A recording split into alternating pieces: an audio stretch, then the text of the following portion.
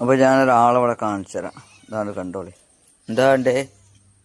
എന്താ വേണ്ടേ? എന്താ വേണ്ടേ? പിന്നെ മീൻ കിട്ടണം എല്ലാ ദിവസവും.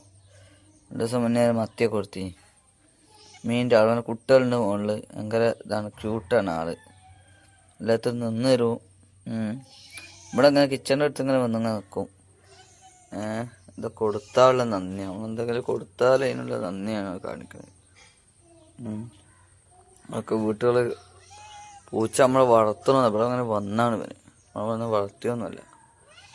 പിന്നെ ഇവിടെ പോയാലും പൂച്ചനെ അങ്ങനെ ഒന്ന് തൊട്ട് നമുക്ക് താല്പര്യം. പൂച്ചനെ അങ്ങനെ നമ്മുടെ പുരയൊക്കെ വന്ന് അവന് മുകളിൽ പ്രസവിച്ച കുട്ടികളൊക്കെ ഉണ്ട് മുകളിൽ.